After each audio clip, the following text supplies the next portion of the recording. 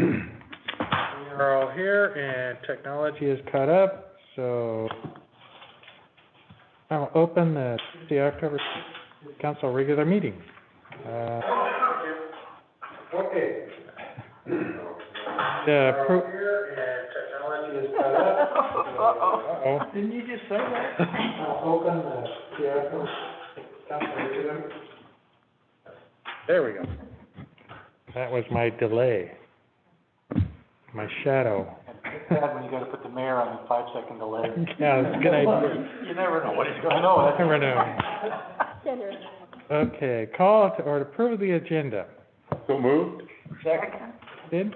All in favor? Yes. Okay. Public comment. We have We got couple- the minutes, Sam. got the minutes. Consideration of the minutes. Thank you. I just missed that. Without any, changes, I move we approve the minutes of the September 1st regular meeting and the September 8th work session. Second. All in favor? Yes. Yes. Now, I'll open it for public comment. We have some folks that want to speak for the certain items, so we'll bring those up during the items. Is there anybody in the audience that has anything that would like to say? Public comment? And do we know if anybody has raised their hand in, These were all of the, folks that contacted us before me. yeah, that's what Jenny gave me, and Les is an appointee, so we'll talk to him if we need to at that moment. And Joe Liebzeit, we'll talk to him when we come to the Rocky Habitat Coalition discussion. Okay? So, Mr. Mayor, what the order of these might have been when somebody contacted us, but, we would ask that Margaret Treadwell be allowed to speak first. She's the presenter. Right, Thank you. that's no problem. Again, that's on item 5. So, without hearing from anybody, we'll go straight to our resolution. 2. Okay. Mr. Mayor, if I can, kind of walk you through that a little bit. We were, the city has bought a policy for,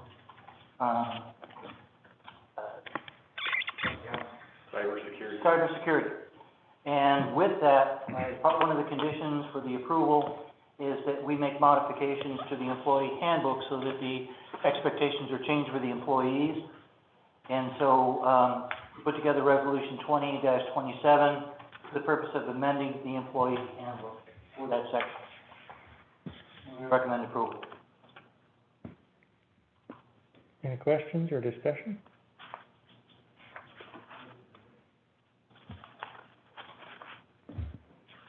Okay, you need a motion to adopt.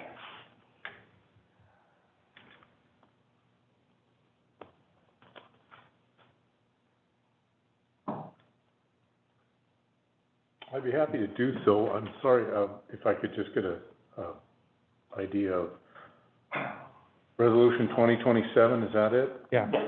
I move to adopt Resolution 2027 for the purpose of amending the employee handbook dated December 6, 2016, to update the cybersecurity policy.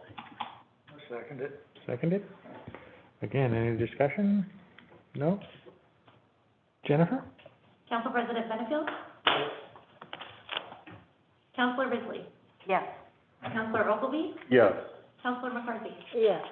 Mayor Snyder? Yes. Okay, that takes us to consideration of appointing a short-term rental task force and Parks and Community Service Committees. Have ballots for 2 folks. One for each position. Les has said that he would be willing to answer questions via Zoom if we have any.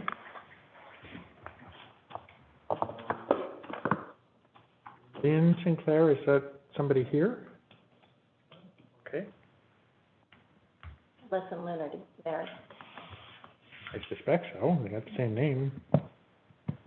Not always true.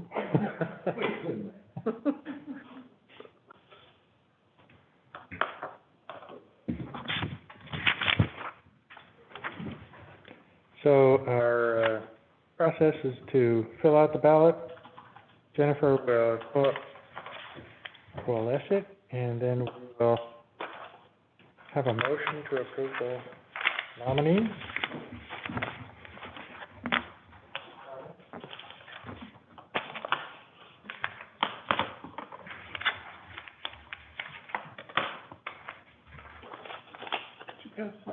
Yeah. Thanks, Chief. Okay. Counselor Ogilvy voted for Lynn Sinclair. Counselor Risley voted for Lynn. Counselor McCarthy voted for Lynn. Counselor Benefield voted for Lynn. Mayor Seidel voted for Lynn. For the Parks and Community Services, Counselor Ogilvy voted for Les. Counselor Risley voted for Les. Counselor McCarthy voted for Les. Counselor Benefield voted for Les. And Mayor Seidel voted for Les. For those who are wondering, we have now realized that we need to make that public. So that's why Jennifer has written those off. So, have unanimous votes, so I need appropriate motions or motion.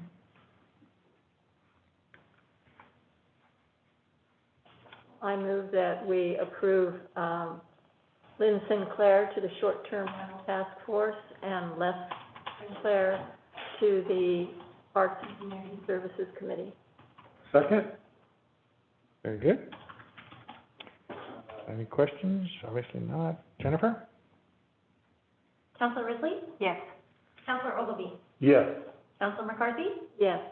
Counselor President Benefield? Yes. Mayor Seidel? Yes. Thanks for Lynn and Les for stepping up and taking those positions. Move on. Ongoing assistance to business discussion. Bruce? Yes, sir. Thank you, Mr. Mayor. The council and staff have had ongoing discussions about, some of the modifications that we were authorized to make in order to, help people and businesses to get through COVID. And we're entering a new, season, obviously. And so there was some discussion about, are there things that we can be doing that can help them to get through the off-season? Because, for example, canopies doesn't necessarily cut it, we found. So, with that, we started a discussion with Jim Pano at the, chamber. And, they were good enough to put together a survey. And so, Jim, I would, like to turn it over to you for that discussion. The results of the survey. Sure. Well, given it's such a short turnaround on the timeframe of that, there wasn't a whole lot of responses. But I think a lot of the responses that we did get were kind of indicative of most of the businesses in town. Certainly tents aren't gonna cut it in the winter. We all know why. So what I did is I gave you a copy of all the answers that we received in the survey, so you would have those to look through. And then, this isn't just a conversation that's happening in Cannon Beach for Cannon Beach. It's actually part of the economic recovery team for the entire North Coast and the state, for that matter. And so I included for you too, a lot of the different discussion points that took place at the Regional Economic Recovery meeting, that in that meeting, everybody that's involved was given the question and had 2 weeks to prepare to be at a meeting that we were already scheduled to be at. And there was a lot of concerns about childcare, housing, a lot of other things that go into having a successful business. You know, taking care of employees was a big part of that. And then I included also in my email a list of various things that were brought to my attention that may be beneficial in Cannon Beach, but weren't on either of the other lists, so I just want to make sure to include those for you guys to consider too.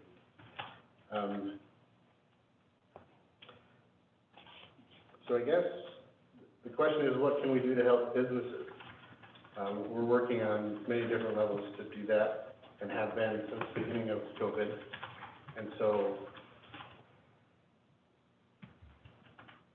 that's the question before you guys is what are the options? Bruce has talked about reviewing the ordinances and things that were put in place to help, and certainly modifying those to a degree would be beneficial. Jim, did you send out an email? I replied to Bruce's email yesterday with all the data that I have.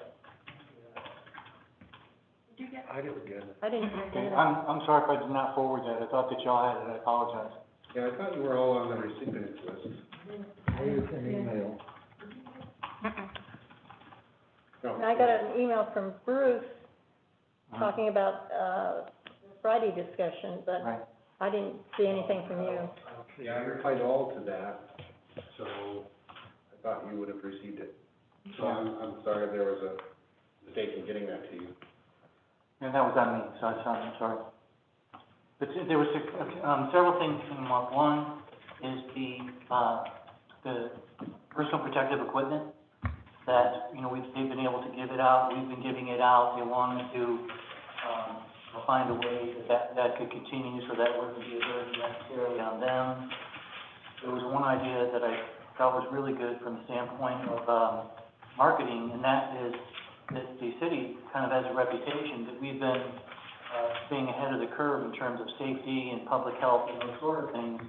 And, people are trying to make decisions about where to go.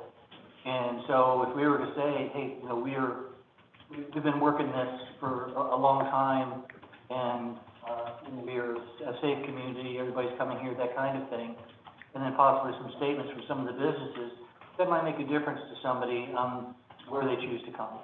So that was, another one of the things. There was discussion about, structures and trying to make things more permanent.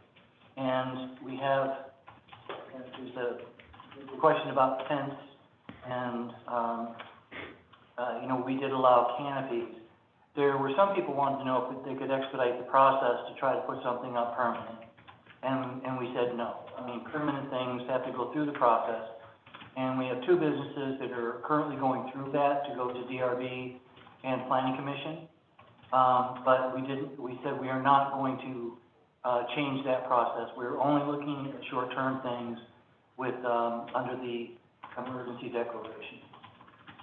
And Jim, do you recall anything else? And I kind of apologize for this conversation coming now, when there hasn't been that much time to pull together everything. But the reason was, if things are gonna happen, they need to happen soon, and we knew we could go to the workshop. And if we have to, we can make the workshop a regular meeting if it's gonna involve voting or something.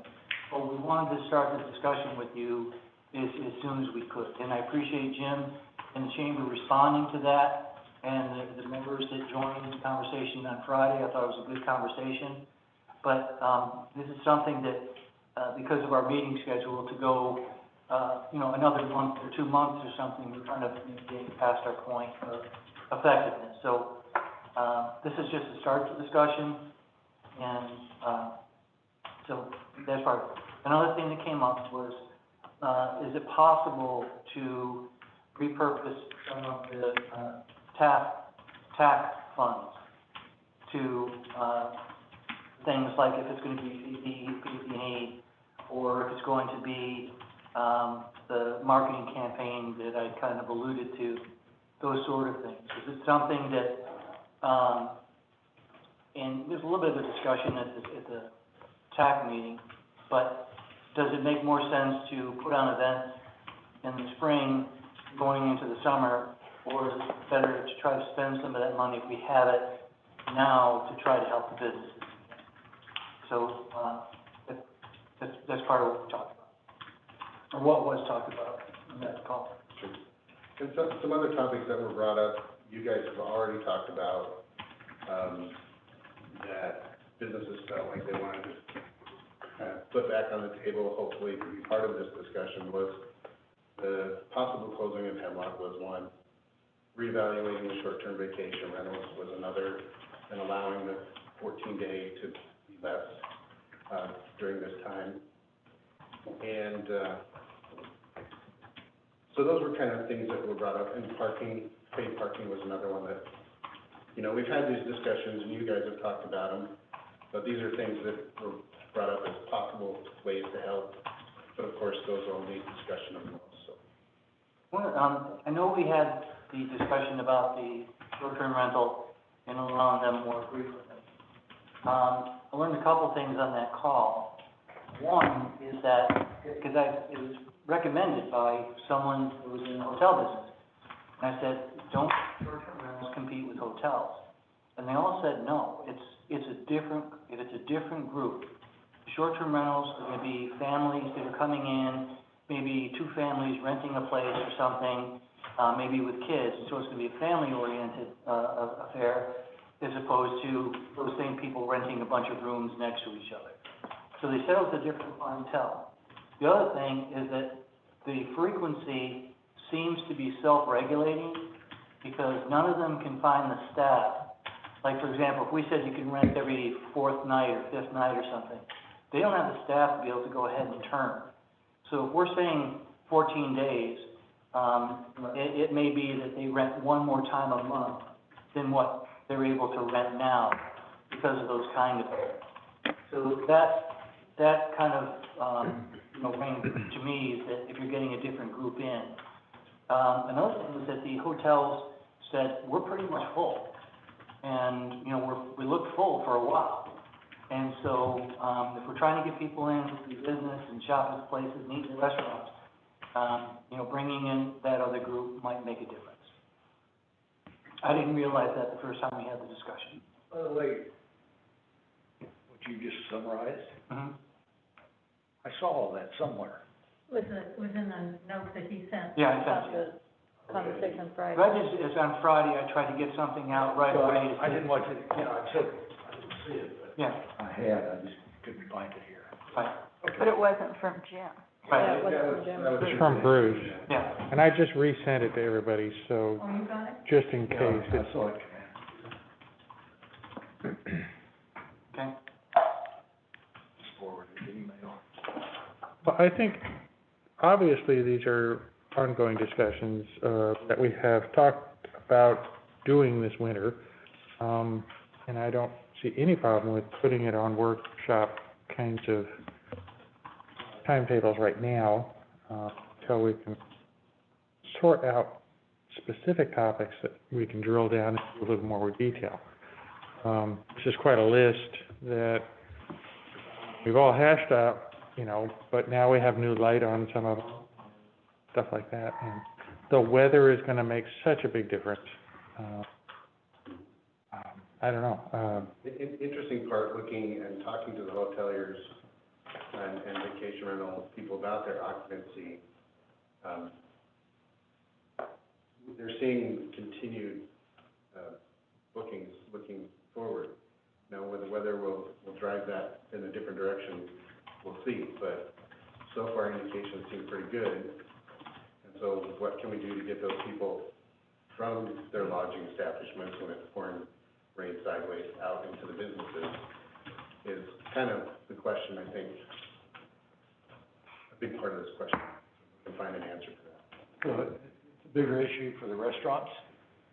Because And the small businesses, yeah. And the hotels, of course, too, it's our entire economy, but, right. Those are the ones that are gonna lose out most with the loss of good weather. yeah, that's gonna be really challenging. So we'll put, the discussion on, next Tuesday's workshop. Sure. Want to continue? Well, and the one thing I'm concerned about, maybe Rick can give us some light on that, but I think we're on the governor's watch list right now for COVID, and the next 2 weeks or so are gonna be really important. They may, if we can't, prove contact, however you say that, if you can't prove that someone has had contact with someone with COVID, then that's going to be a concern for them, and they may put us back in phase one. Well, and that was addressed in the first question of the survey, and everybody responded the same. They're worried about a shutdown, they're worried about, COVID taking their businesses in a direction that's not good. And so that was the number one concern. And I think it remains the number one concern for all businesses in our entire community, making sure everybody's healthy and safe. I think to answer that question on a public health level, is the majority of those contacts that came out of the Pacific Seafood plant. So they knew exactly where they came from, and they were able to trace them back to their families, and that's a huge percentage of them. So within another week or so, a lot of those people are gonna be recovering from COVID-19, and you're gonna see a change, not necessarily in us being on the watch list, but you're gonna see a change in our percentage of people that have active cases. And they were able to contact trace almost the entire amount of those people, and they even shut down the plant due to that reaction. I think if we had those kind of numbers, but we didn't have the source, that would be where we'd be in really big trouble here, but that wasn't the case.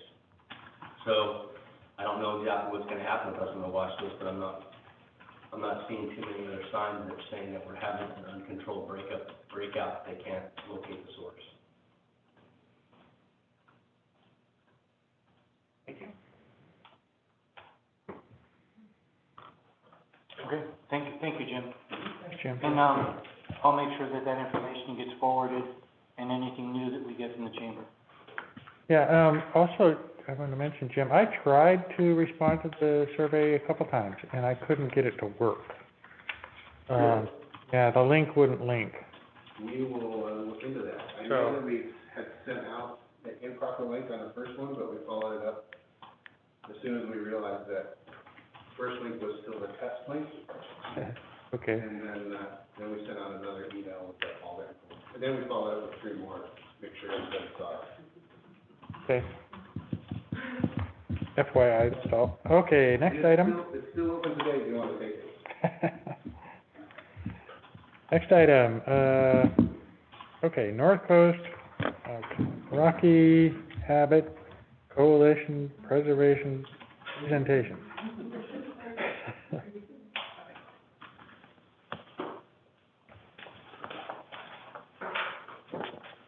This is, Margaret Treadwell, by the way. Oh, Carmito, yeah. Yeah. All right. Great, thank you. All right, well, thanks so much for, having me here tonight, especially given kind of the gravity of things that you're dealing with in town, with the COVID situation. So I really appreciate you finding some time in your schedule to fit me in. I'm Margaret Treadwell, and I am here representing the North Coast Rocky Habitat Coalition. And on the sort of agenda for my presentation tonight is just talking about what the Rocky Habitat Management Update is all about, what the site designation proposal process is, and some of our group's priority sites, and then finding out your impressions and concerns and anything else. So, here's Dan. Yeah. Oh, thanks. Let's see. Oh, okay.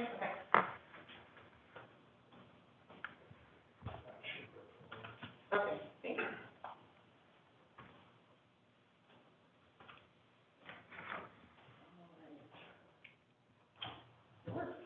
All right, so, the state of Oregon chose 2020 to update its Rocky Habitat Management Strategy, which is an overall strategy that aims to support and sustain the use and health of coastal rocky habitat resources.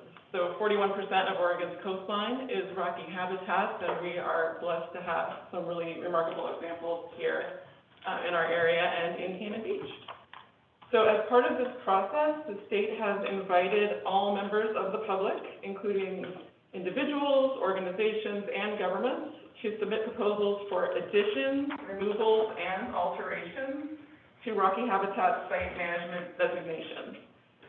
So of existing such designations, the most familiar one to you is going to be Haystack Rock here in Cannon Beach, which is a state marine garden.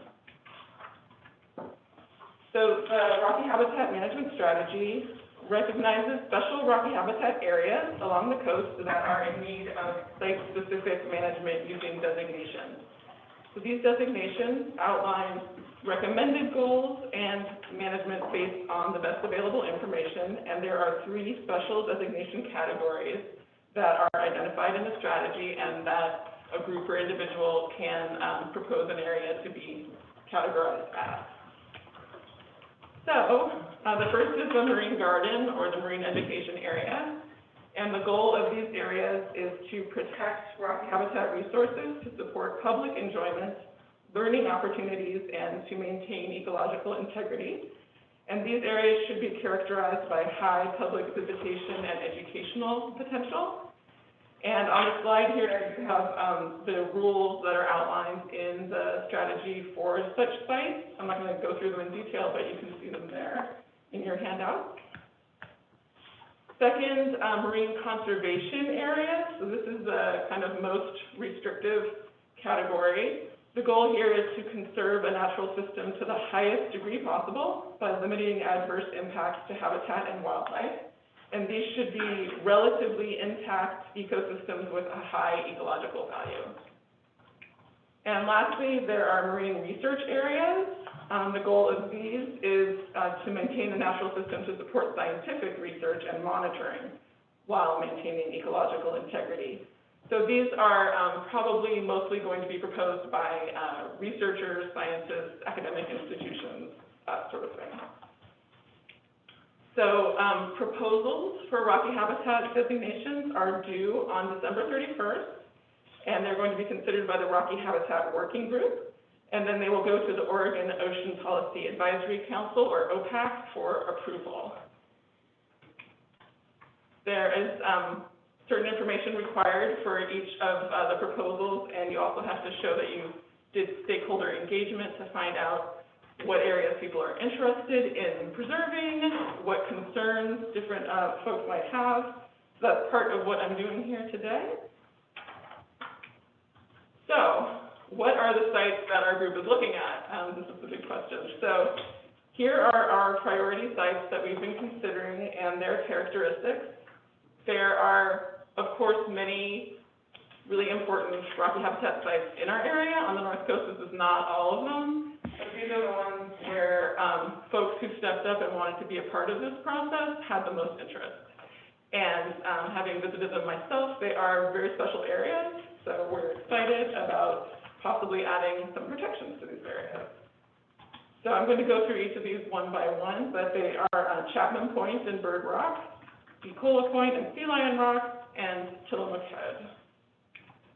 So starting with Tillamook Head, this area, that's the blue boundaries, the blue blob on the map there, was designated as a habitat refuge in the original Rocky Shores Management Plan back in 1994. But it actually wasn't implemented, and this area has 9 seabird colony sites with over 1,000 birds. It's used by bald eagle, peregrine falcon. There are harbor seal haulouts and a puffing area, and there are large, pretty much inaccessible rocky intertidal platforms that represent a really nicely intact, biodiverse intertidal area that has been very little disturbed. So we're thinking that a marine conservation area could be appropriate here since there are these rich biological resources and there's minimal visitation. And if we were to do a proposal for this area, we could either use these boundaries pictured here or we could change the boundaries. So the way the proposal system works is you draw your own boundaries in this online mapping tool, and those are the boundaries you're proposing. Second, Ecola Point and Sea Lion Rock. Anyone who's been out there knows that this is a really amazing and kind of otherworldly place right here, just to the north of town. They were identified in the 1994 plan as an area with a complex mixture of resources and high usage, needing more detailed study and assessment before designation into a management category. So they didn't receive any special protections back in 1994. So this complex has a rich intertidal ecosystem and breeding colonies of birds, including 8 that have been marked as high importance bird colonies by U.S. Fish and Wildlife Service. And some of the impact concerns here include trampling in the intertidal, climbing on rocks where the birds breed, as well as low-flying aircraft, and now we have drones, which we did not have in 1994. So this would be a suitable spot probably for a marine conservation area, given the rich intact ecosystem, or possibly a marine garden or marine education area, given the high visitor usage, because it's right there at Ecola State Park. A challenge for a marine garden would be, who would provide the education program? We would need to start up a new community group to do that. And then lastly, so this map shows potential different boundaries for Ecola Point than on the previous slide, which was the 1994 boundaries. And then south of there, potential boundaries for Chapman Point and Bird Rocks. So at Chapman Point and Bird Rocks, what we're thinking is possibly proposing a marine education area. So in that area, it's highly accessible, it's pretty well visited. There are black oyster catcher nesting sites, and Joe, who's going to comment, will talk a little bit more about the significance of black oyster catchers. There are cormorant nests, there's a really large, beautiful common myrrh colony there, pelican roosting sites, and but the high visitor usage has had a big impact on nesting birds. Particularly this year, we saw that almost every black oyster catcher nest in this area failed. There are 6 in Chapman Point and Ecola Point, or maybe 7. One of our volunteers would know the exact number, but all but 1 or 2 failed this year. And so in this area, we would also need a community group of volunteers to do the education.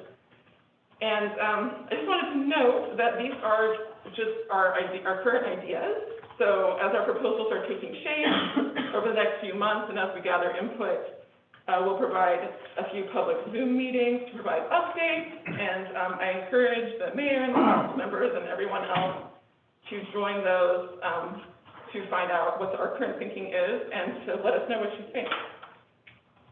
We're also in need of volunteers.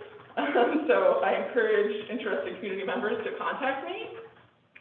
And here is my contact information. And the questions I have for the councilors and the mayor is, would you be supportive of such designations theoretically? What are your concerns about these areas or other Rocky Shore areas? And just what questions do you have about the process? And anything else. So thank you so much. Thank you. Thank you. I have a couple of questions. What is the difference between Rocky Shores Protection and Marine Reserves? So they are part of a different process, and I know it's a little confusing. So the Rocky Shores is part of the Territorial Sea Plan, which is a program that manages the way all the different agencies that are part of managing Oregon's nearshore ocean coordinate and collaborate on managing the resources. Whereas the Marine Reserve is just a set-aside area where there is no take and no fishing. So it's a completely different process.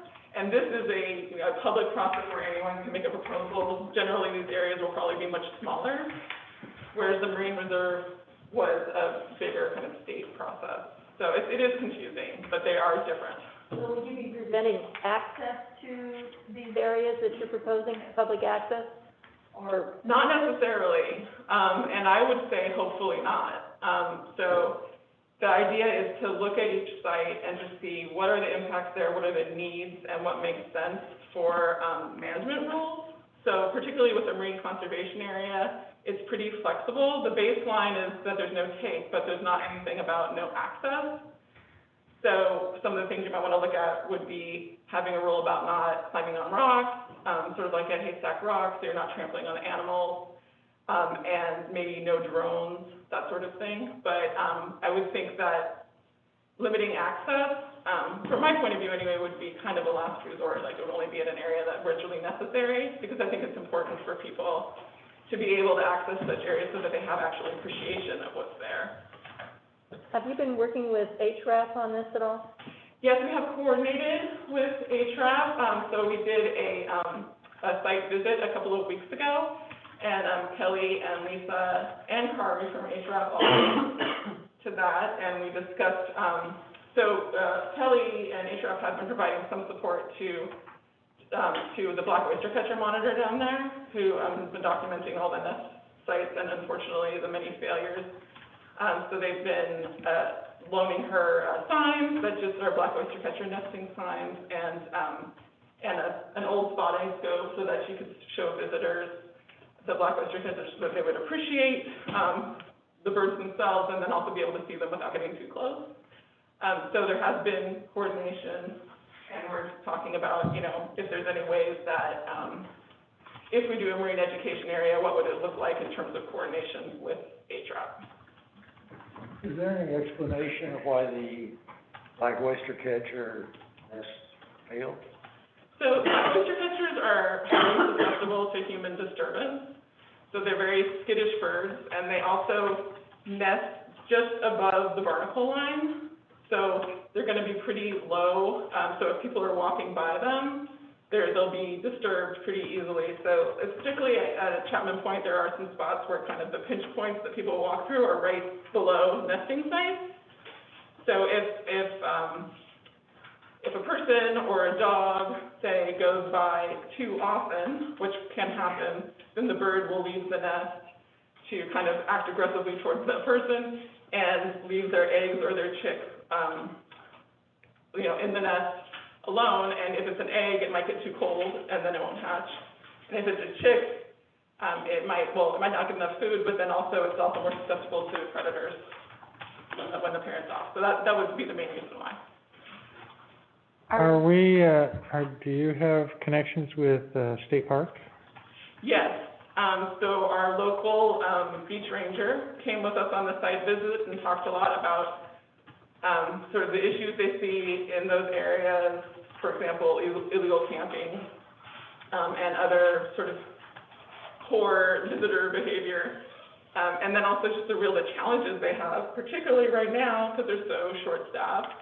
So he's not really able to respond in a quick fashion to any sort of emerging issues down there. If he gets a call, he could be anywhere from Nehalem up to Ecola, because he has to cover that whole area. So we were talking about having an education program that's, kind of the soft enforcement like ATRAP. If we had that there, that would help to sort of be a first line of just making sure people know what the rules are and just reduce some of those calls to him that he's not really able to respond in a timely manner anyway.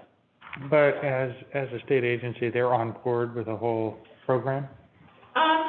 More or less. I mean, I've also been in contact with the district manager for State Park, and they're generally supportive, but I think, it's concerning, whether might be creating, a designation that requires a level of support that State Parks is not able to provide because they don't have the manpower. So that is a concern and something that we'll be, considering as we develop the proposal, because that's a situation we don't want to cause. Right. Have you been working at all with Coast Watch? Yes. I think they'd be very helpful. Yes, so actually, Jessie Jones, who's the Coast Watch volunteer coordinator, I talk to her regularly about this actually, and Coast Watch is working on rocky habitats too, both at like a state level and also in the South Coast. And there's really good information from the Coast Watch volunteers that do the miles up there. Just really good information about what's going on, human uses, wildlife impacts. So yes, thank you for mentioning that. I worry a lot about the campers that are there, and also that really they're out of our jurisdiction, I think, right, Jason, in Crescent there? Yeah. So and I think they had fireworks too over the 4th, which probably didn't help anything. No, that's not going to help the nesting birds. So, I heard when are your meetings going to be? And could you let the council know? I will absolutely let the council know. I don't know exactly when they will be, but if you guys have any standing meetings that you want me to avoid conflicting with, I can certainly do that. Okay. Kelly, do you have anything that you wanna comment on as it might impact our program? Yeah, yeah, sure. So, kind of as Margaret mentioned, one of the biggest ways it would impact us is a little bit dependent on what type of, you want me to go ahead? Yeah, you'd be closer to a microphone, that's not really a microphone. Yeah, just a stand.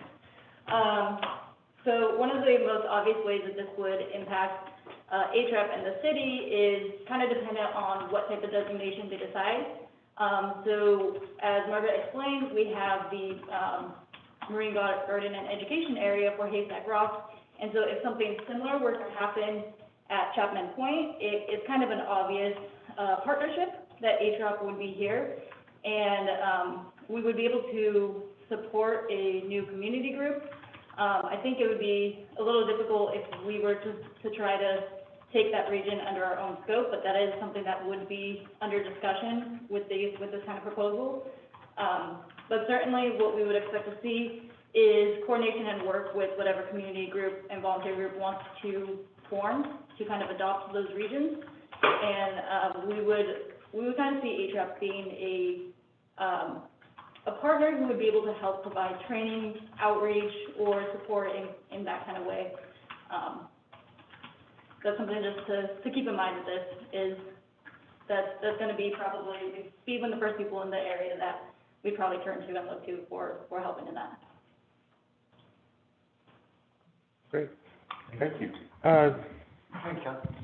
And for those who don't know, there's Kelly Allen, she's our, Haystack Rock Nerds Appreciation Program, whatever you try to do. But anyway, she's doing a great job for us. Next we have, Joe Lidzak, I think. Lidzak? Hi, Joe. You're welcome to speak. Yep. You hear me? Yes. Okay, great. Yeah, well, my name is Joe Liebeside. I'm the staff scientist with Portland Audubon, and I thank you guys for providing the opportunity for me to provide testimony on the Rocky Habitat agenda item tonight. Just a little bit about my organization, Portland Audubon. We have over 16,000 members. We're one of the oldest conservation groups in Oregon. We were founded back in 1902 and have a long history of conservation activity across the state, including on the coast. Our first president was William Finley, and he helped secure protection for Three Arch Rock in the early 1900s, which paved the way for the Oregon Coast National Wildlife Refuge Complex. And now we're in the century now where we're talking about Rocky Habitat. So we're really excited about this opportunity. And I will just reiterate that my testimony today will focus on pretty much everything Margaret talked about. She did a great job, so I'll try not to repeat some of the points she made. But we'd like to say that we are really supportive of the Tillamook Head and Ecola Point and Chapman Point sites as they are now. And I am actually on the team of folks, the small group right now that Margaret has put together, where we're looking at the site boundaries and still figuring it all out. Based on the previous assessments of Rocky Habitat on Oregon's coast, we know that in particular Tillamook Head and Ecola Point are very important hotspots of biological diversity in terms of intertidal life and ecological richness compared to a lot of other sites on the coast. A lot of the original work on this was done back in 1994 when the first process for evaluating the Rocky Habitat sites was done. These sites are not only iconic and beautiful, but are critical for a healthy intertidal ecosystem. And at Portland Audubon, we're particularly concerned about the bird species and the habitats that they depend on, as you might imagine, as an Audubon employee. All of the sites, as I think Margaret elaborated on, I won't elaborate as much as she did, are very important for thousands of nesting seabirds. One thing I will say is that seabirds as a group, as a bird group, are the most highly threatened group of birds globally. And Oregon is particularly important for colonial nesting seabirds. We harbor over 1/2 of all colonial nesting seabirds in the West Coast. So strengthening protections and best management practices at these sites that are under consideration will help ensure survival of the birds. And then we heard a lot about the oyster catcher. The oyster catcher is a shorebird, not a seabird. And it was listed by Oregon Department of Fish and Wildlife in their nearshore strategy as a species of conservation concern. We at Portland Audubon, as part of a community science or citizen science project for the past several years, have developed a population estimate for oyster catchers across the whole coast. We published it in a peer-reviewed journal this past spring, and we relied largely on volunteers, including on the North Coast. Some folks that are on this call actually helped do the surveys. We found that the population of black oyster catchers in Oregon is pretty small. It's about 500 to 600 birds, and they're very vulnerable to disturbance, as you heard. And I was going to talk more about Chapman Point and the nest failures we've documented, but that's something we've documented this year and in previous years. And it's, as Margaret mentioned, it's almost entirely due to disturbance from human activity, fireworks, and things like that. And as you all know, human use in that part of the coast is increasing. And we heard from Margaret on how state parks is struggling with capacity, especially now with the budget cuts they've had. So I think a lot will be in moving forward with this process. We'll be working with groups like HRAP and Friends groups there to help bolster the work that the agencies do. And I think that's one reason why this process is a public process now, the Rocky Habitat process. I think one benefit of a site designation for some of these sites would be increase the ability to leverage funding and capacity for education and outreach at these sites. And I guess that's it. I will, someone had a question about the marine reserves, and I just will say one other thing that Margaret did not mention is that the marine reserves encompass all state waters in the areas that they go out the 3 mile state water limit. The Rocky Habitat process and protections would be focused pretty much largely on the intertidal area. The other thing is that the marine conservation areas that Margaret talked about, and when she was defining the 3 types of areas, she said that area, those sites have the highest level of protection or can have the highest level of protection. That is true. But there's also a lot of flexibility in when you're nominating a marine conservation area, depending on the issues and problems you see at the site. There are ways that you can nominate a marine conservation area and still have some take of whatever it is that's not a concern, while minimizing or having restrictions on other things. So there's a lot of flexibility with the marine conservation areas. And that's it. I just, I'll finish up my testimony by just saying that I urge the Cannon Beach City Council to strongly consider supporting and helping with this process as we go along. And as Margaret mentioned, we'll be hoping to get some site designation proposals into the Rocky Habitat Work Group by the end of the year. Thank you very much. Thank you. Thank you. Thank you, Joe. Very good. Any questions for Joe? One question is, what do you want from us, I guess?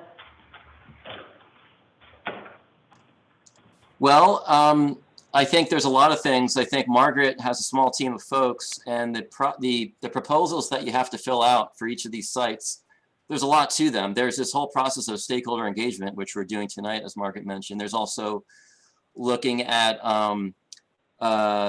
looking closer at the data at the sites, not just ecological data, but human use data.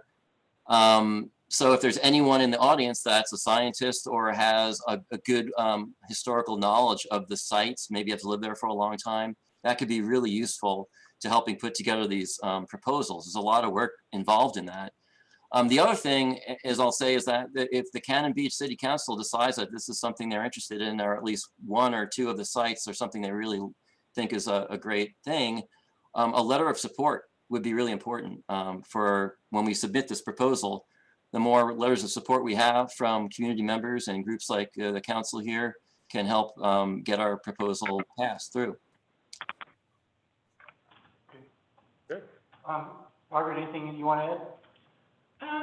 I would, I would just reiterate what Joe said about, what we want from you. And then also, I would like to know, any concerns you have, first of all, like observations over the years, concerns for these areas, and then also if you have any concerns about how these proposals are shaping up. So I guess I would ask for engagement over the next couple of months, to see the particulars of how the proposals are shaping up, weigh in if you see anything problematic, and if you see anything that you think is missing, because the whole point is to have it be a community proposal, and I don't want it to be, the group doesn't want it to be something that's going to cause problems. We want it to be something that works to balance the uses of protection and then also people enjoying the area.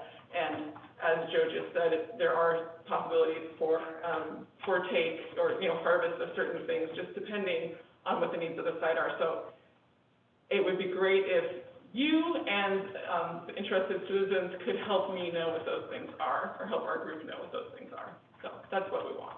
Be helpful, maybe you already said this, but to advise us or let us know, let the city know that as to when various draft reports are being submitted, so the public ourselves take a look at those and maybe provide you ongoing feedback to the process.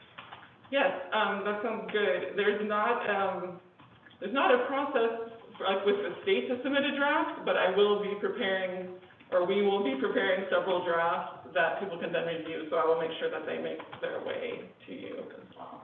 And Margaret, instead of a generic letter of support now, would it be better that when you put something forth and we review it, that we make a decision on a letter of support at that time? I think so. I think the more specific, the better. Okay. And I also think, that you probably wouldn't want to sign a blanket letter of support right now when you don't quite know what the group is going to propose. Okay. Yeah, I think that would make the most sense. We'll make that part of our process. Thank you. Okay, thank you so much. Oh, Yes, Margaret, are you asking for our input and concerns this evening, or just in going forward in the future through contact information that you've provided? both. So I realize that those kinds of things that might take some thought. My immediate concern is just, the amount of foot traffic that goes through there, and that, how that would be addressed. I mean, clearly that's part of the problem, but, just because of the nature of the low tide, allow, people to get out there, it's, quite difficult to control. Yeah. Right, that's just concern. No, I appreciate that. Thank you very much. That's very, very well put. It's definitely a concern. And I'm not quite sure how you can control it. But there are some models for that, at different sites, and it just kind of depends on how it's laid out geographically. So we could look at, how you could limit foot traffic, or at least make sure you're intercepting everyone who's going out there so that they are aware of what the rules are. I think, ATRAF does an exceptional job of it at, Haystack. Yes, me too, yes. And I know at, for example, at Yaquina Head, they have one staircase. They're kind of fortunate with the geography there. They have one staircase you go down, and there's a docent at the bottom that tells you all the rules. It's great. You can sort of funnel everyone into one spot. Here, there are some pinch points where you could make sure to have somebody stationed. Yeah, I agree. Yeah. All right. Thank you very much. Thank you. Appreciate it. Yeah, thank you all. Okay, next item. Discussion of dark sky city designation. Jeff? Mayor, council, I'm Jeff Adams, Community Development Director, and I just, have been asked to pull together some information on the dark sky designation.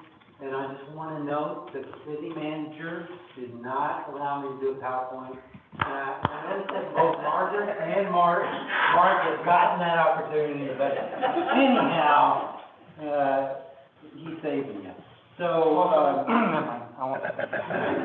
City of Cannon Beach, started the process back in 2013 about the dark sky. I looked back at the records, and directed the planning commission, DRB, to kind of look at the ordinances that based it on the kind of the model ordinance and the Seaside ordinances that had just been approved by Seaside.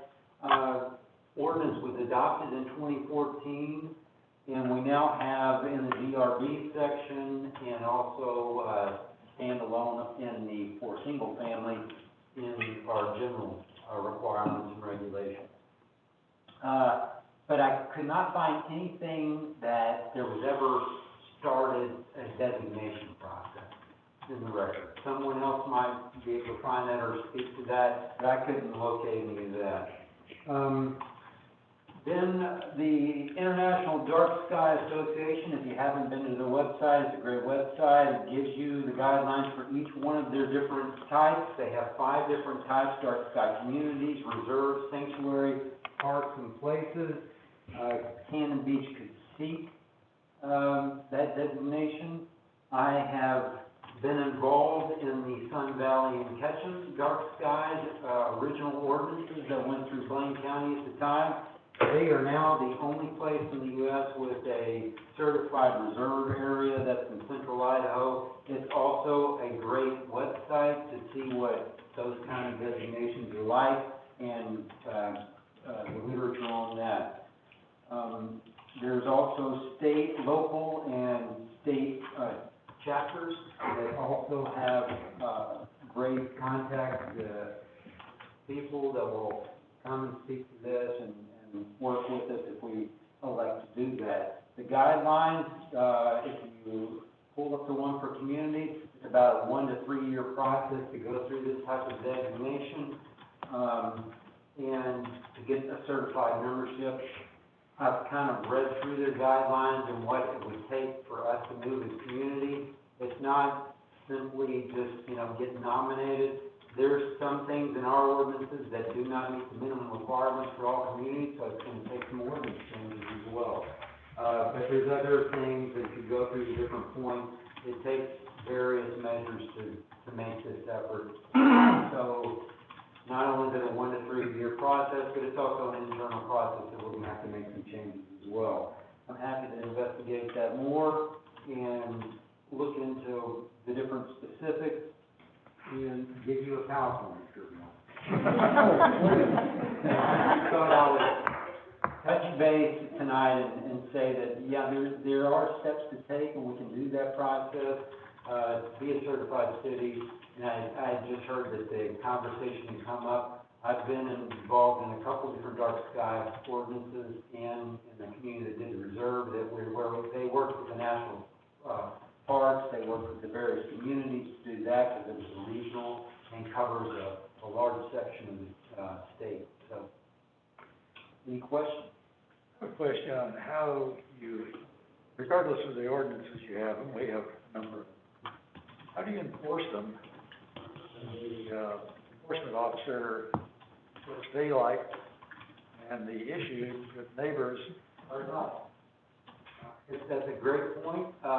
First thing we did at Blaine County when we were called on that is we had to actually get the lumen to each one of our sheriffs, and they were the ones that had to go do that. It wasn't, like you say, it's often a problem in different jurisdictions, how they enforce that. I've worked in communities where they have the ordinance, but they don't have anything to actually measure it with, so they have to just kind of go out and, deny trespass, past your line, those kind of things.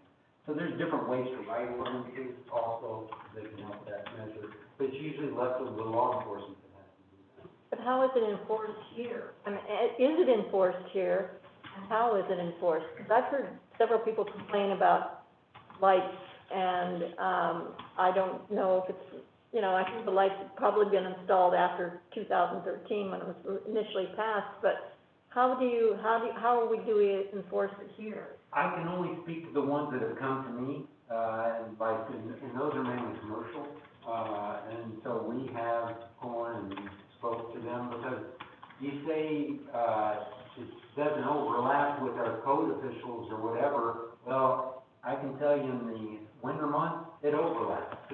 It gets dark pretty early, and we can go check them out ourselves, and we do, when we get a complaint. So we've done that, we've responded, at least I know when Jenny was code official, we've done, some responses to both commercial and a few. I know from Travis, at least a couple that I know that were residential complaints. We can look into that. I'm a data kind of guy, so I'm happy to kind of look and see how many we've responded to in that as well. Does the city own a lumen meter? I don't know, do you know if we do? Not that I know of. I've asked, and I'm pretty sure Public Works said that they don't have them, so. So who does the resident go to if they have a problem with a light? Do they go to you? I say everyone, and I would love to say this at every meeting. They're on our website, there's a code complaint form go under services, go under police department, code complaint form. That is where everyone should register. I register, I have my staff register a complaint through that system so that we track all of these. And like I said, I'm a data kind of guy. I'd love to know where they're coming from. Are we responding to them, and are we responding to them timely? So that's how. Okay. And then another question I have is, do you know what the status is of the community church's, lighting? They had that huge project that they were doing, replacing the lights. Do we know what the status is, and is that meeting the ordinance? I don't know, like I said, you know, I haven't seen the specifications on that or anything, and we don't have a lumen, that I know of, a meter. Normally how we track that in, other jurisdictions where we are limit to lumens and things like that, is if they turn in the specifications on the lighting, prior standards before as part of the plan, and that's how we do it, and then we've had, you know, lumen indicators where we can go check. So nobody's following that at all? My department has. We should probably check that out. Yeah, it was a pretty big discussion about the lighting and where the lights were gonna be placed and how many lumens and so forth. And then it just disappeared, so Right. we really need to see if that's been done. I have a little anecdotal comment on that. The neighborhood has not complained at all about the lights. That's good. They complained about the trees that were gone. So, You know, the lights that were approved, that's the criteria for, illumination, downward facing, all that. It's good, it's good work. yeah. So I guess the question for Jeff is, do we want to proceed with it? Is there interest? I think it would be a marvelous thing to proceed. I think it would, but I think that we've got an awful lot of other things we're already committed to, and so I would ask your patience on when we can get to it. It sounds like it's a 1 to 3 year process though, and if we take it in little sections, we can dish it out and work on it. And we have several projects like that we're working on now, but, and if you want to prioritize it very high, that's fine. I think when it comes to the birds and also to, maybe getting, these designations, with the Rocky, work, I just think it might work together. Yeah, possible, I think that, yes, it's possible, yeah. I don't know, I guess it would be nice to have the designations, but we already have the ordinance, and hopefully the ordinance is being enforced, and that's what I'm really more concerned about. So I'd say the designation would be nice to have, but we kind of do the priority list. Yeah, I'm happy to bring you back and look at all of our complaints. I'm not aware of any complaints. I mean, if Travis gets complaints on lighting and he can't handle it, I'm sure that he would come to me, but I have not been approached with complaints on any lighting. So, you know, once again, I have to go back to the data, and I don't have anything that tells me this is a problem. You may hear complaints around town, but if they're not complaining to the police or me, you know, how can we do anything about it? You know, that's what I come back to. I would like to just know the difference between what our ordinances say and what their designation might be. just to see how much of a difference it is. Yeah, like the gap. Yeah. Yeah, so, the first thing, the very first guideline, I can tell you from the community standard, says a quality comprehensive lighting policy like the model lighting ordinance, that includes all of the following minimum standards for permanent lighting installation. A, full shielding of all lighting fixtures over 1,000 initial lamp lumens. And if you look at our 1790, 110 residential exterior lighting, our very first standard says exceptions, one partly shielded, not exceeding 600, but then it says directly, the very first thing that you can have all outdoor luminaires shall be fully shielded and shall not exceed 1,260 lumens. So that's already above the standard state secret.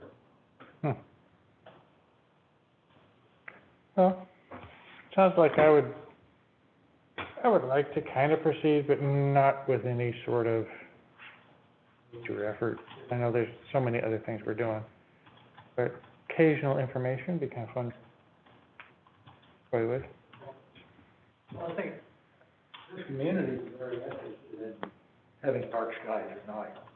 And we get a lot of support for the ordinance revisions and new ordinances that we put in place. I guess I know we have a standard that does not meet this standard. And over time, I guess those fixtures get replaced, you could gradually get there.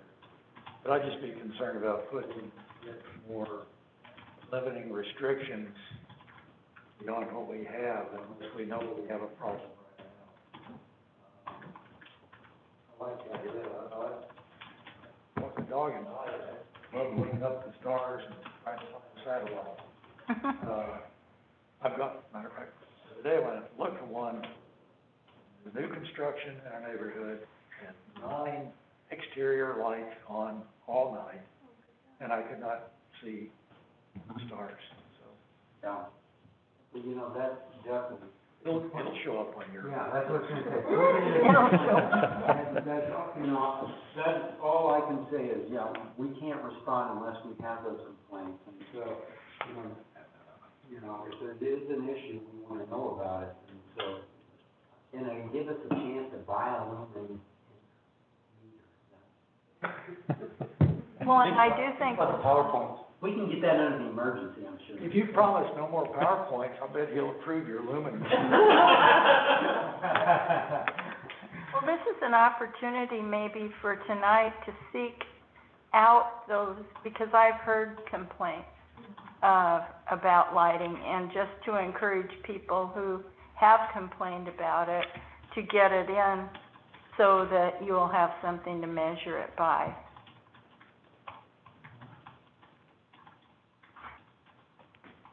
Okay, thanks, Jeff. Move on. Next item is fire pit permitting. If I can, introduce this item. This is a question that came up at a previous meeting, and we weren't able to answer the questions, and this is something that's under the, fire district.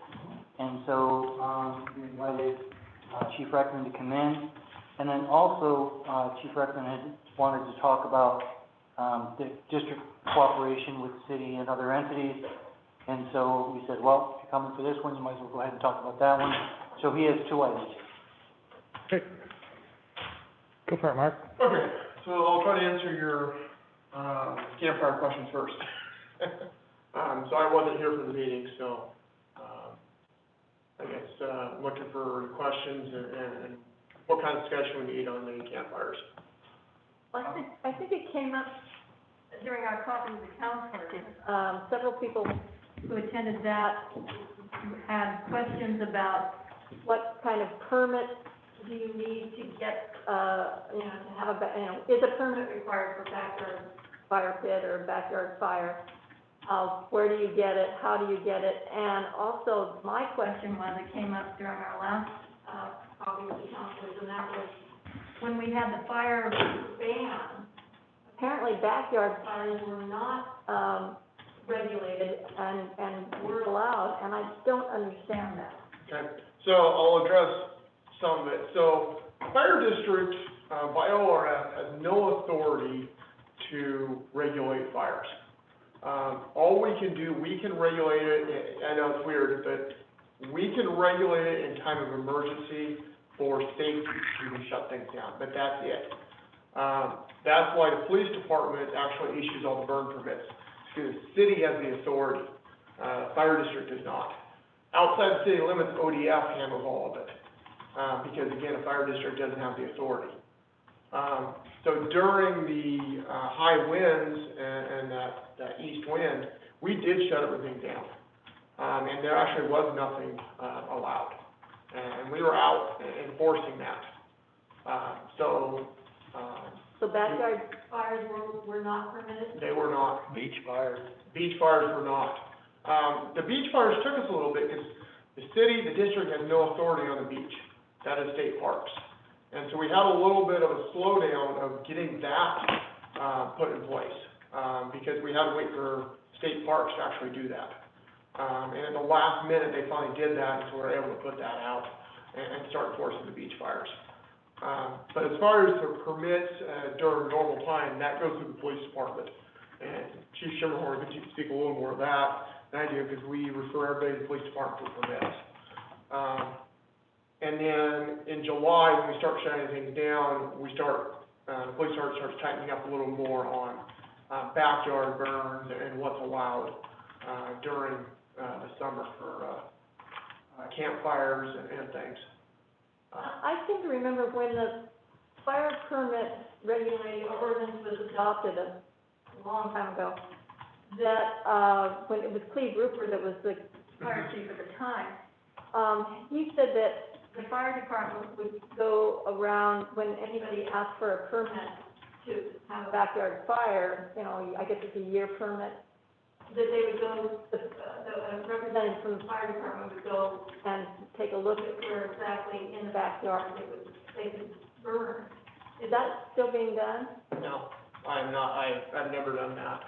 Since I've only been here 6 months, but that hasn't, even 3 years ago I was here part-time, that wasn't anything that, we were doing. Has that been done since you've been around? Mm-mm. Okay.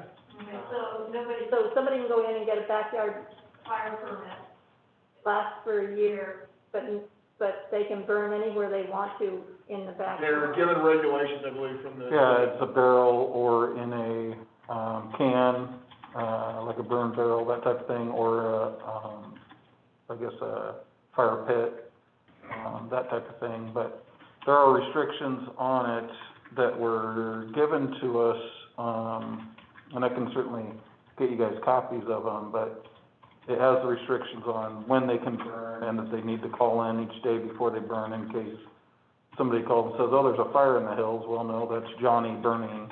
He already called in his permit for the day so that we're aware of it. And a lot of the permits that we do, I think we average maybe 30 a year. And it's people that have done it year after year after year. They just call and say, hey, I'm renewing my permit. Do they call you before they burn fire? I mean, Yeah, they usually call us or dispatch, Seaside Dispatch, just to advise them so that we're not sending the fire department on a nuisance call. Speaking of short-term rentals, Yeah.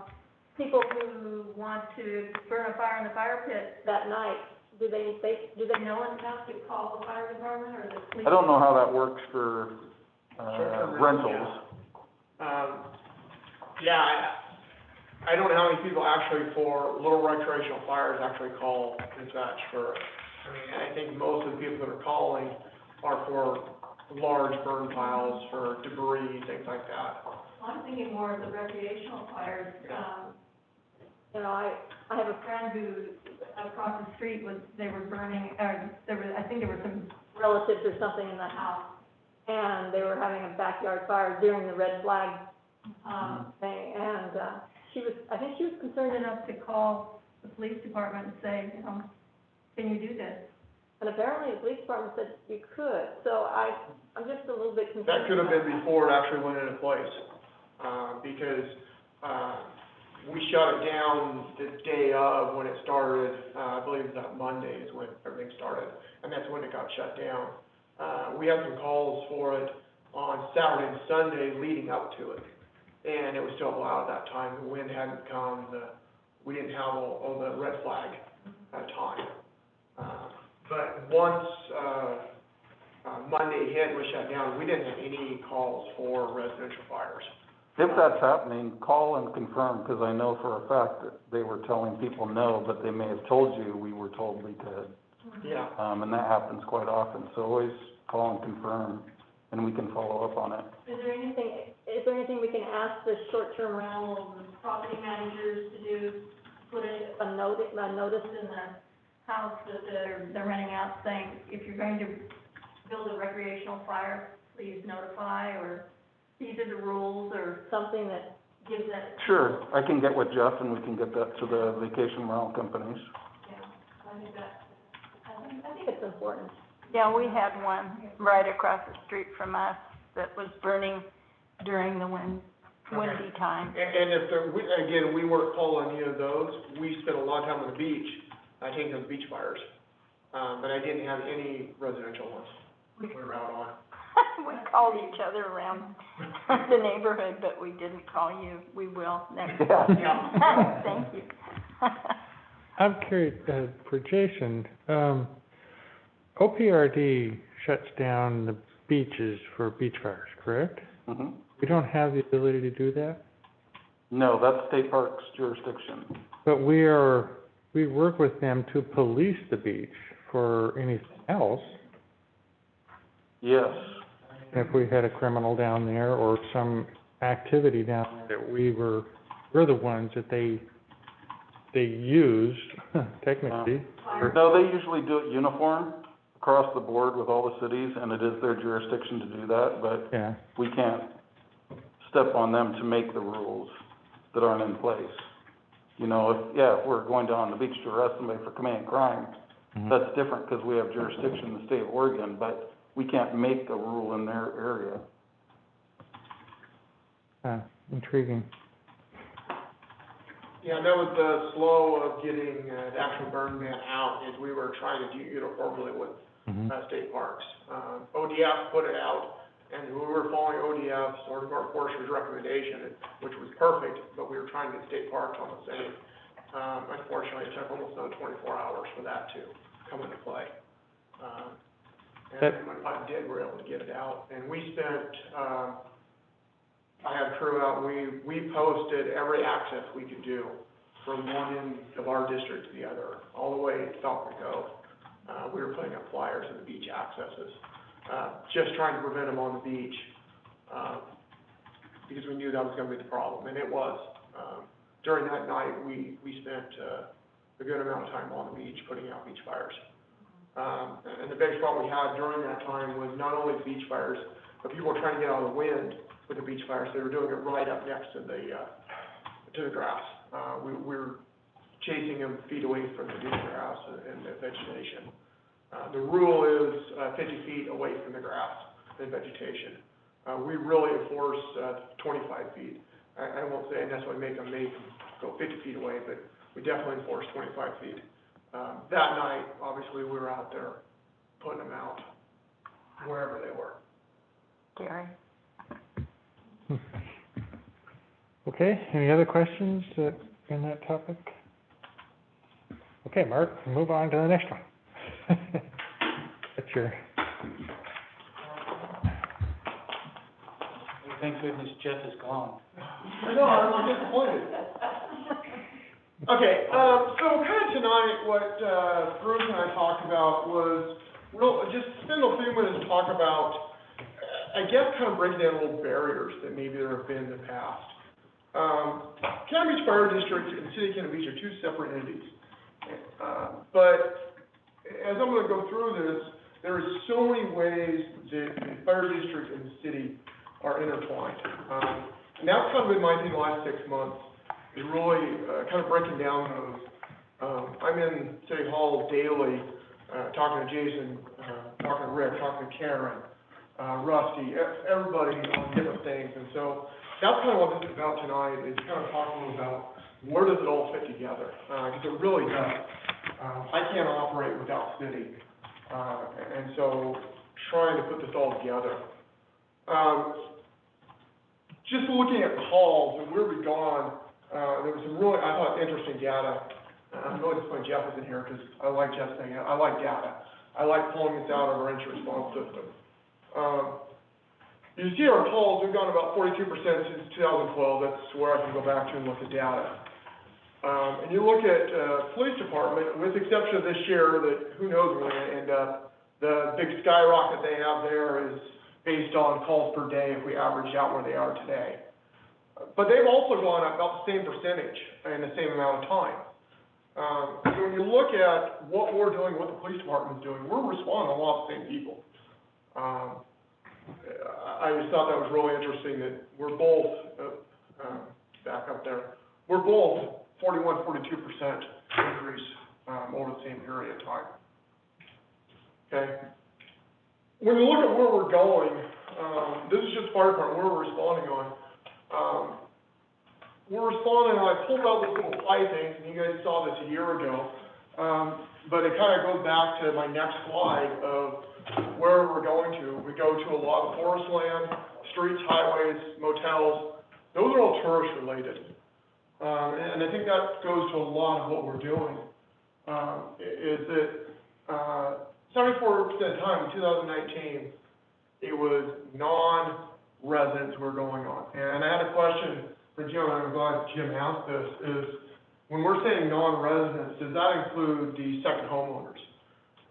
We include those, if they have a house, if they're paying taxes in the district, that's what we're referring to as a homeowner. So 74% of the time, they have nothing to do with the district, besides they're staying in a motel, they're visiting here for the day, things like that. And I think even this year, I think we're going to see that even higher. When I get through 2020 and we look at the data, just what I've seen so far, I would expect we're close to 8% of the time this year were non-residents. So it kind of goes back to the tourism of Sand Beach and what we're responding on. Now what I really want to talk about is where does fire district and city overlap? In many ways. And so we're going to talk about communications first off. Everybody knows, things well aware of our communication issues. And when we start talking about what can we do to fix communications, it's not the fire department needs to fix communications. It's also police department has the same issue. It's also about disaster prep with the ham radios. And it's the territory we're in and the topography. Hydrants and water supply. We'll talk about in a minute, what we're doing to try to fix some of that and help with that. But the water districts, i.e. the City of Cannon Beach, Falcon Cove Water, Artscape Water, they own the water system. They're responsible for maintaining that. But we need the hydrants. We need to know that they're in the right spots. And so we have a vested interest in that. And I have constant communication with Karen about that. And finding hydrants that, hey, I can't open this hydrant. During the shutdown with the motels, we did a lot of training with motels. We found some hydrants that need some help. And so through that, we're doing what we're doing today with hydrant mains that we're talking about in a minute. But community development has a part of it, public works has a part of it, and the fire does. Lifeguard program, that is a city program. But we took a little different stance this year with fire district with it. I think maybe it happened in the past, that I wanted to bring that back. And Shauna White has done an exceptional job of working with the lifeguards and kind of trying to change that lifeguard program to work with fire district a little better.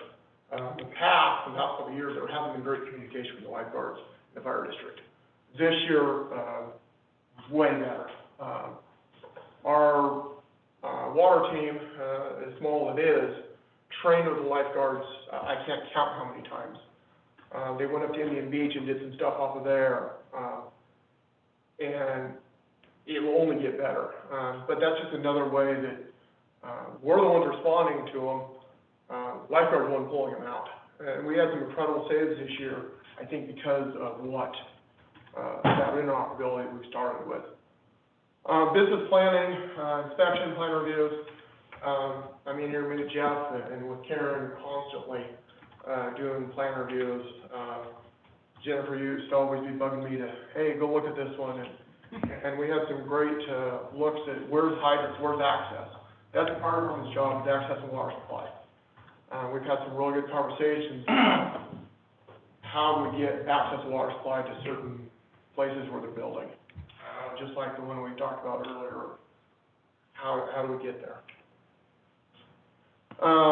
Big one this year was fireworks enforcement.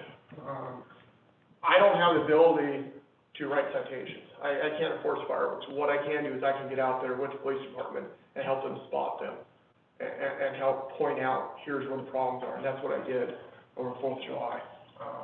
I was down on the beach with police officers. I was on the streets, helping with that enforcement. And then you have emergency preparedness.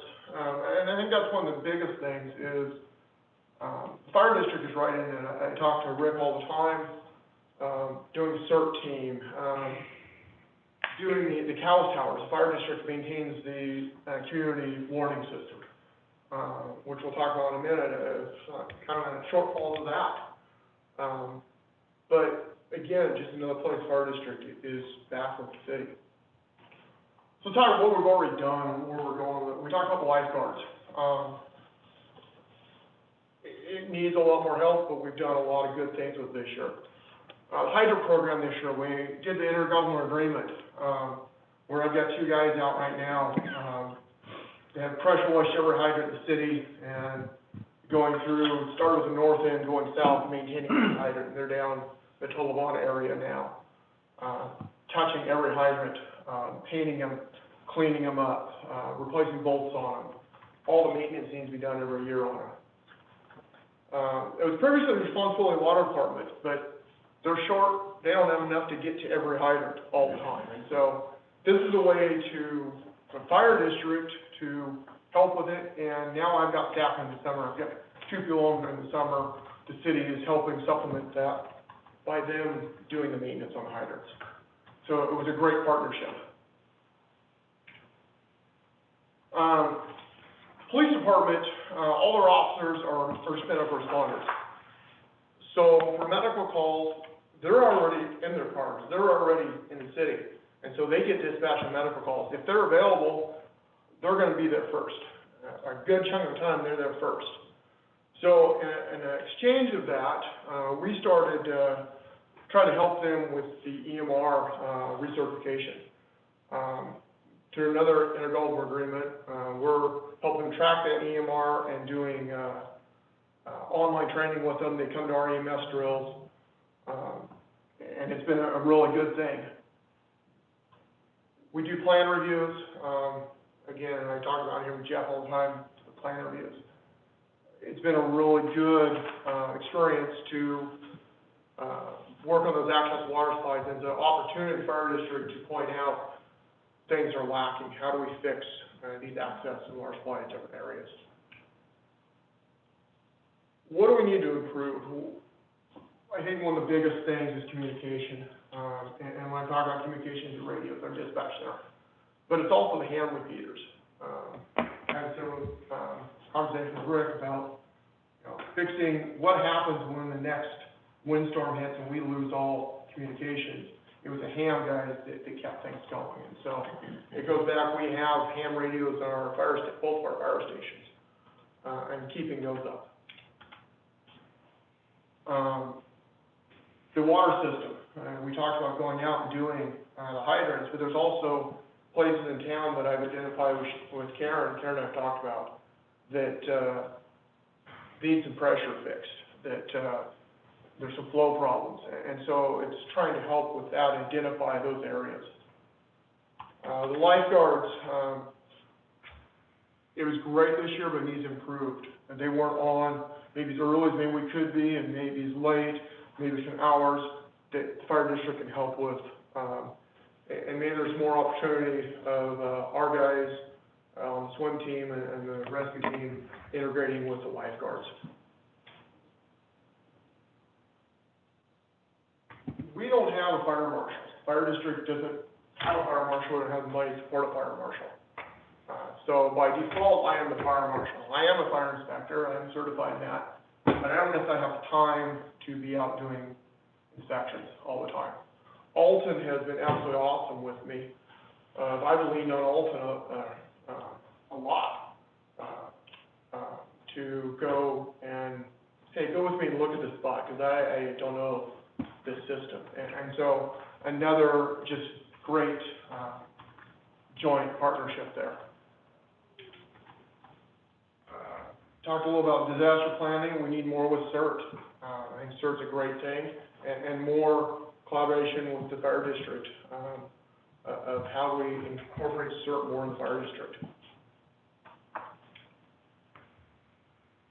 So where do we go? I think the thing that Bruce and I talked about most is we need to continue this. We need to continue improving efficiencies and teamwork. I think there's still a lot of places that we can work together and find ways to fund things better together. And then continue to balance the cost responsibility of taxpayers versus the visitors. We did the levy last year, which put burden onto the taxpayers, which we need to do. But we've also got a lot unfunded. That where does the responsibility start going back to the day user, the visitors? And so those things, conversations need to happen. How do we get some of the burden back onto the people we're actually responding on? And this year, I think it's going to be about 80% of the time of non-residents, people that aren't paying any taxes in the fire district. So that was my short little conversation about kind of how we're trying to make this more uniform between the city and the district. Anything I can answer? I'm pleased that you're doing it. Thank you. Yeah, I think it's great that you're being able to combine some of the responsibilities. I'm not sure that's ever happened as much before as it has now. Good. Everybody's working together. Yeah, and I attribute an awful lot of that to Mark. I think the city was always willing to look at those kind of things. We didn't always get the best reception. And since Mark has been on, there's been a huge difference. And we appreciate your attitude, man. Thank you. Thank you very much, Mark. I appreciated your outreach to us to speak with you beforehand, and I really enjoyed meeting with you. One thing I'd like to, I guess not address to you, but to the council, is that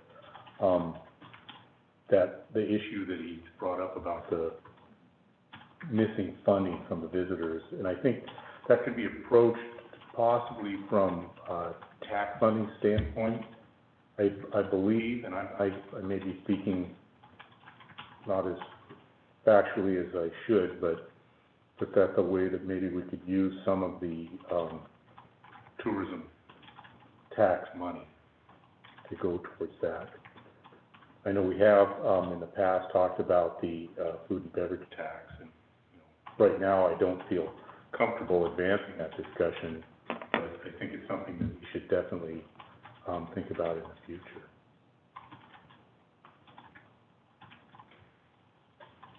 Okay, Thank you. All right, thanks, Tom. thanks, Mark. Okay, last item, city manager evaluation form and timeline. Is Ashley still with us, or? Hoping Ashley's there. Thanks. Good evening. Wake her up. No, I've been up. Good evening, City Council. So I am the last item on the agenda. I think I'm a pretty easy item, so I'll just take you guys through it pretty quickly. We have the city manager's evaluation coming up and a couple points to note. So there are a few changes from the process from last year, but it is generally the same. So tonight, what we're looking at doing is reviewing and approving the proposed 2020 evaluation form and criteria. And so at the end of tonight, if you guys are looking to move forward with that, I would need a motion to adopt that. The evaluation and form and criteria is almost exactly the same as last year. If you remember, about 2 years ago, we moved to a different format. So instead of each counselor filling out their own form and doing some sort of numeric evaluation. We took a more holistic approach. So we are agreeing tonight on the criteria. The council members review that criteria, and then we meet in executive session on November 3rd to discuss that. So as I was saying, the evaluation of form and criteria are almost exactly the same as last year, with the exception that the piece of feedback that I got last year was that we needed more organization. So the criteria starts on,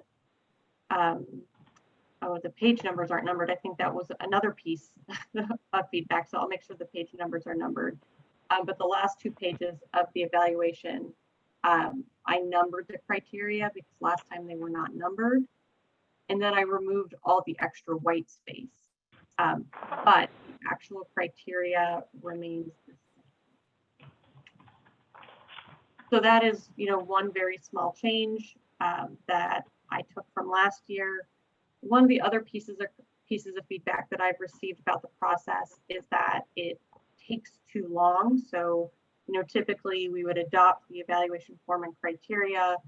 The meeting in November, the city council meets an executive session, and then you don't actually meet with the city manager until December. So there's a full month there. So what I got from the council is that you would like that second meeting, the meeting with Bruce, to be closer in time to when the council meets in executive session to go over the criteria. So I have the meeting with just the council on November 3rd. That's her next council meeting. And then if you recall, after that council meeting, I put together a collective voice for Bruce to review prior to his meeting with you guys. So I need a little bit of time to do that. So I'm proposing the second meeting be the week of November 16th through 19th. And that would be a standalone executive session because you don't have a city council meeting planned that week, where the council would meet with Bruce to go over the evaluation criteria. So one of the other things I'm looking for tonight is the date and time that would work best for that meeting with Bruce. And then the third part of the evaluation is the meeting in December. So Bruce's Bruce's employment contract says that, once per year based on his performance throughout the year, the council can consider a potential merit increase. And what we have talked about is any discussion about potential merit increases need to be in an open meeting. So I have that scheduled for December 1st. However, when I was talking about this issue with Bruce, he expressed his desire to not be considered for a merit evaluation this year in recognition of the fact that all the city employees elected to forego a cost of living increase in July. Bruce was also entitled to that cost of living increase in July, and he also forewent that as well. If the council does decide to do a cost of living increase this coming July, so July 2021, Bruce would be subject to that increase as well. So just to sum it up, and I'm going to turn it over to Bruce too. Bruce has reviewed the form and criteria. What I would be looking for tonight is if the council doesn't have any changes to the evaluation form and criteria to officially do a motion to adopt the form and criteria. That's the first thing I need from the council. The second thing I need from the council is a consensus on how long we want to schedule the initial meeting in November for. I currently have it scheduled for 2 hours. If the council needs more time, we can discuss starting at 4 p.m. or selecting a different day. And then the final thing that I need from council tonight is direction on when you want to have the executive session with Bruce the week of November 16th through 19th. Great, thank you, Ashley. Bruce, did you have anything you wanted to comment on? No, I appreciate the process. Okay, does anybody have any changes on the evaluation form? I do not. No? Okay, no changes on the evaluation form. Do we want to have a motion? I think that'd move us forward, yeah. I'd like to adopt the proposed 2020 evaluation plan. Second? Seconded. We need a roll call on this. All in favor? Yes. Okay, all in favor. Now, the two calendar items, the timing on the November 3rd, 2 hours seems appropriate to me. But The only, question I do have about that is that it seems like the last time we met, we didn't quite have enough time, and I just don't remember how long we, met for. well, I think one of the issues was that we were pressed up against a meeting. So we had to, Well, we will be. Yeah, November Yeah, 3rd will so- be. I would keep it. Not to interrupt, but I would prefer to meet at 4 if it would, you know, if we had to take a bit of a break in between the meetings, that would be okay with me versus giving ourselves 2 hours and then not being able to get accomplished what we'd like to. Bruce, do we know any, how much that meeting is gonna be, the regular meeting on the 3rd? Do we have a, Let me check. I don't, well, like, a month out, they never look that bad. true. But, I remember checking and it wasn't real bad, but I think there's gonna be some things that are gonna move from the workshop on, next Tuesday. Right, okay. I agree with Brandon. I'd say let's start it at 4 and give us a break if we can make the break. Yes.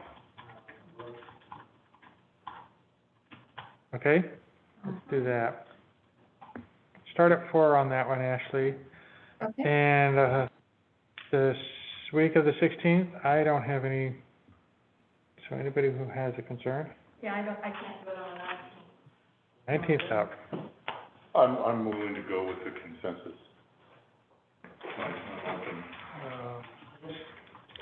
For Tuesday, it's kind of. Let's stick with the Tuesday, I was Okay. just about to say something. Okay, And the the 17th, Do we know? Okay.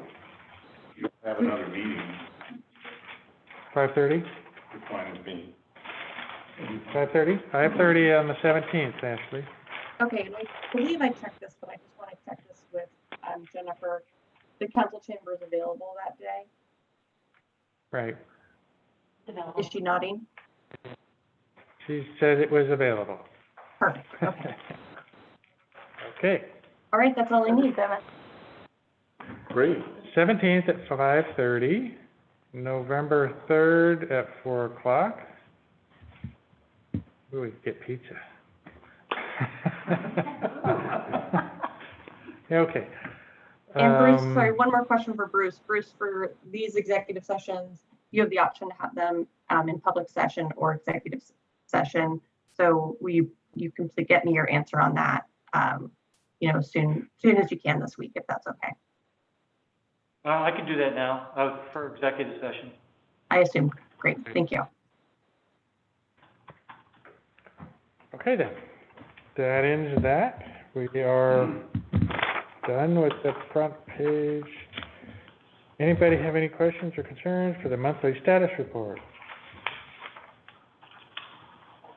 No? Any communications they would like to pass on? No? Good of the order. Okay then, we're done. We're adjourned, thank you. Thanks, Sam. Thank you.